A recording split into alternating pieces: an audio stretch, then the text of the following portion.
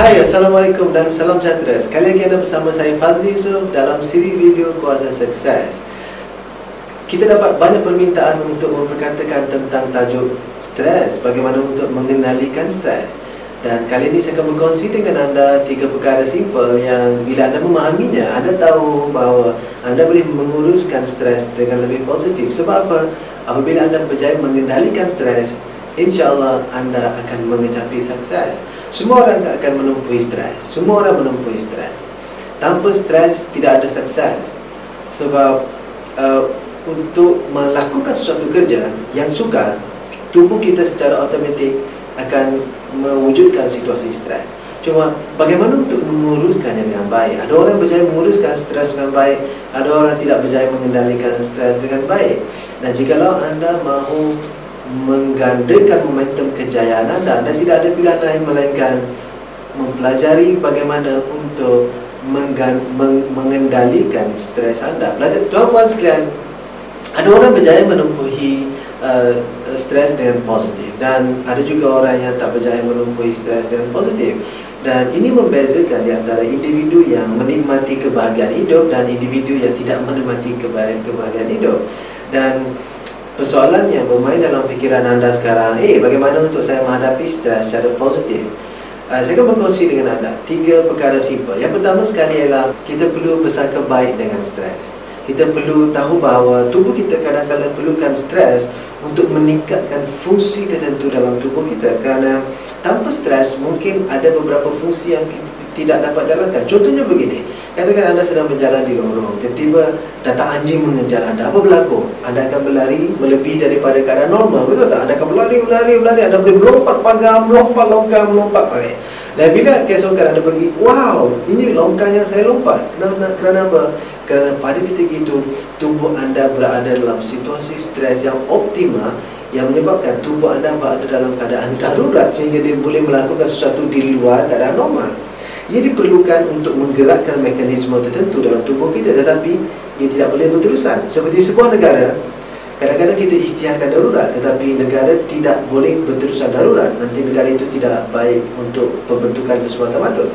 Begitu juga dengan diri kita. Tubuh kita perlukan stres dalam situasi tertentu, tetapi tidak boleh berterusan. Jadi apa yang kita perlu tahu bahawa yes, kita perlukan situasi stres, tetapi kita perlu tahu bagaimana untuk mengendalikannya supaya ia tidak berterusan sebegitu. Sebab apabila kita berada dalam situasi stres, tubuh kita akan mengeluarkan beberapa hormon yang diperlukan seperti kortisol, GH dan norepinephrine, yang mana hormon-hormon ini diperlukan supaya kita dapat berfungsi dengan lebih baik pada situasi tersebut. Cuma persoalannya ialah ada orang berjaya mengawal keadaan tersebut, ada orang tak berjaya mengawal keadaan tersebut. Jadi tip yang kedua ialah apabila kita berada dalam situasi stres, kita perlu tahu bahawa stres ialah isyarat supaya kita bertenang. Apabila anda mula merasa stres melebihi daripada stres optimal, maka anda perlu tahu bahawa ini masanya untuk saya bertenang. Ramai orang berterusan. Anda perlu berhenti seketika. Luangkan masa 5 hingga 7 minit. Berhenti, bernafas, bertenang. Dapatkan kejelasan, selesaikan masalah dengan lebih baik. Jadi luangkan masa. Jangan rasa rugi untuk berhenti sejenak. Ada orang terlalu sibuk, saya tak boleh tinggal, saya tak boleh berhenti, saya tak boleh tinggal, saya tak boleh berhenti. No, berhenti dulu sekejap. Luangkan 5 hingga 7 minit. Berwuduk bagi yang Muslim, solat dan bertafakur seketika, bernafas, berfikir dan dapatkan ketenangan. Kita beri isyarat tenang pada otak kita. Otak kita akan hantar arahan supaya kurangkan hormon-hormon stres, dan apa berlaku? Tubuh kita akan kembali berada dalam situasi optimal. Ini diperlukan. Dan anda perlu berlatih melakukannya. Dan langkah ketiga ialah anda perlu lihat dalam perspektif yang berbeza bahawa stres sepatutnya mendekatkan kita kepada Allah SWT, kepada Tuhan. Kerana kita setiap kali anda berasa stres ataupun tertekan, saya tahu bahawa ada kalanya kita rasa sungguh tertekan sehingga kita tak tahu dengan siapa kita patut mengadu.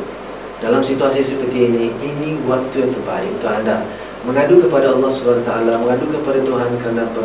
Allah kata, inna ma'al usri yusra. Pada setiap kesukaran, pada setiap kesusahan pasti ada kesenangan. Jadi ingat, Jadi ingat bahawa apabila anda berada dalam keadaan stres, anda harus ingat bahawa ini adalah satu isyarat daripada Tuhan supaya saya mengingatinya dan makin dekat daripadanya dan minta penyelesaian daripadanya. InsyaAllah, Allah kata, satu langkah kau menghampiri aku, 1000 langkah aku akan menghampiri kamu. Semoga stres yang kita hadapi boleh mendekatkan diri kita kepada Tuhan, kepada Allah SWT. Dan semakin stres kita, semakin kuat ingatan kita kepadanya. Ingat tuan-tuan sekalian, kendali stres, kecapi sukses. Sehingga kita bertemu lagi dalam video kuasa sukses. Kuasai minda, kenali diri, setelahkan kuasa sukses dalam diri anda semua.